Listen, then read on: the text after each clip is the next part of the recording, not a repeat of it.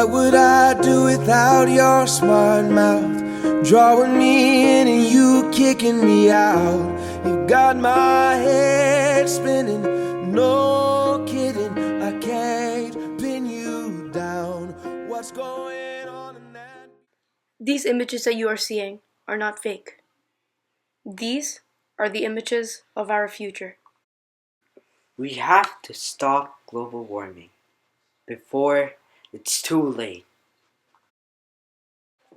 But global warming is too big of a topic, so we have to cover one thing first. Mining.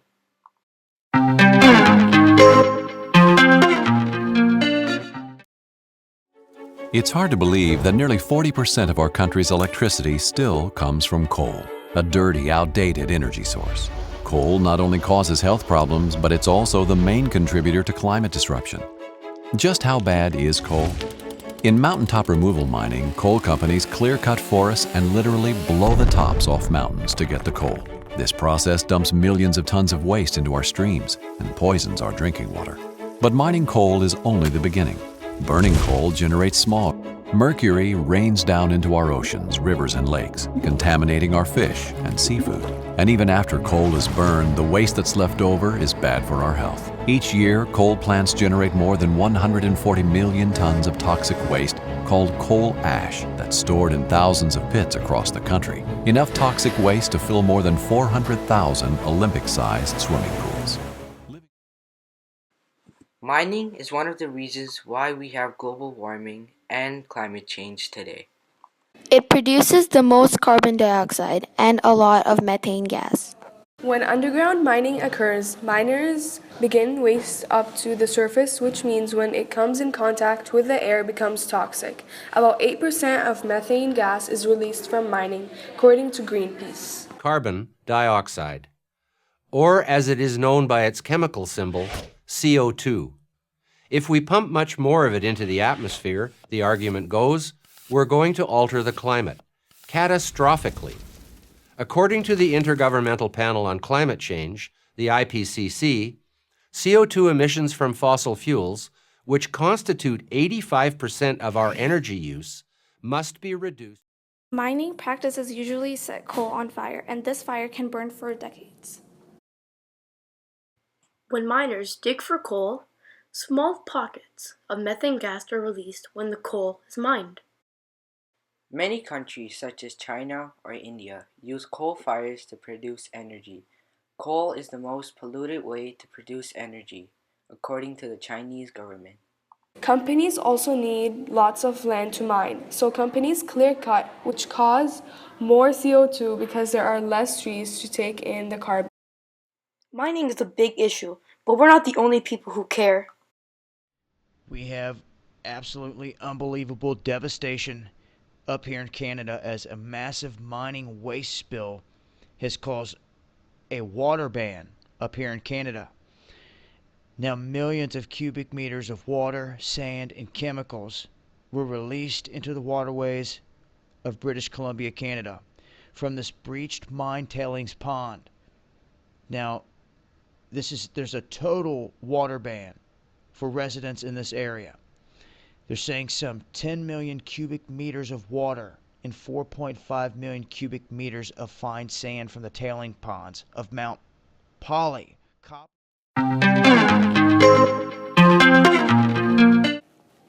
To mine, mining companies use big machines every day. These vehicles produce a lot of carbon dioxide. Excavation takes a large area while extracting all the resources, no matter what's in the way. All this requires a lot of machines, therefore making a lot of pollution. Underground mining is when mining companies mine under the earth's surface in mine shafts.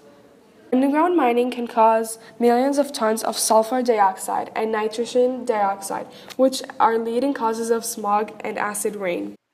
Sulfur dioxide in the air can mix with rain or snow, creating acid rain. Acid rain can have drastic impacts on lakes by changing their water cleanliness, making the lakes uninhabitable for fish, plants, and animals. So it might not seem like it, but it's the middle of the day here in Beijing. The air is so polluted that it's darkened the sky. Now, recent studies show that even breathing this kind of air for an hour can reduce a person's life expectancy by 20 minutes. It's akin to being a heavy smoker, smoking a pack and a half of cigarettes every day. So we wanted to know, how are people in this city coping with the bad air? I'm trying to avoid going outside. My throat hurts. All the factories should be shut down. Coal mining may be bad, but coal by itself is very harmful.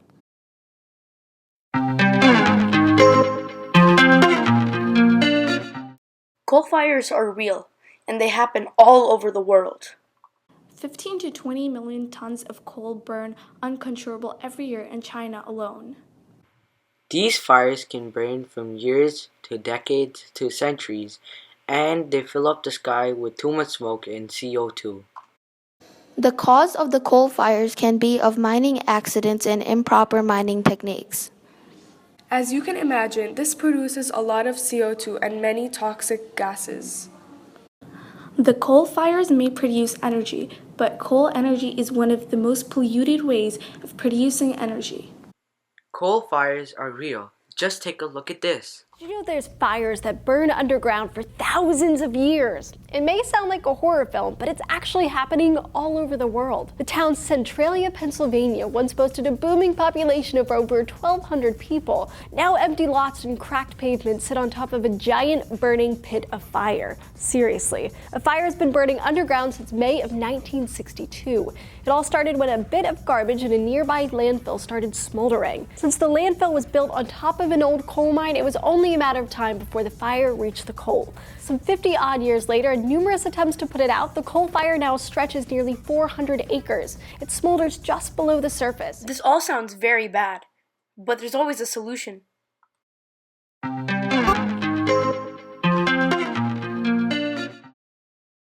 We have to do something. Use recycled materials instead mined materials. For example, if tin cans are efficiently recycled, less material needs to be mined to make cans. Cleaning up abandoned mine sites. Companies and governments can be held accountable for abandoned sites and be required to carry out an environmental cleanup. Improving environmental performances in mines. Mines can be designed so that they produce less waste or use less toxic chemicals. Governments can require mines to adopt effective environmental procedures and create fines for companies to pay if they are hurting the environment in any way. Once companies are done with the mines, they can regrow plants that they had cleared away. The government should allow a certain number of excavation sites. If all else fails, then one solution could be the best. We'll use fining the factories. When factories or companies produce and sort of gases that will further global warming, we can tax them. If companies make too much pollution, we can tax them for how much they're going to make, and increase the tax on a bi-monthly term.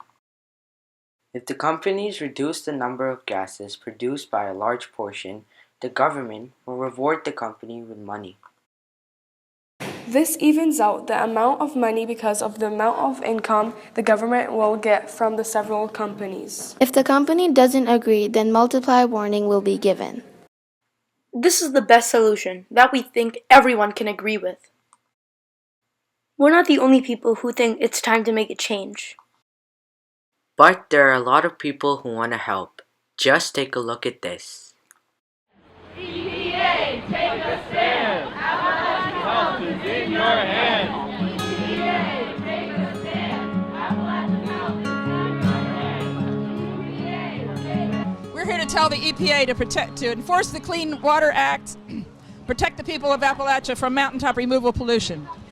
Other people are being inspired to make a change, but how will you be the change?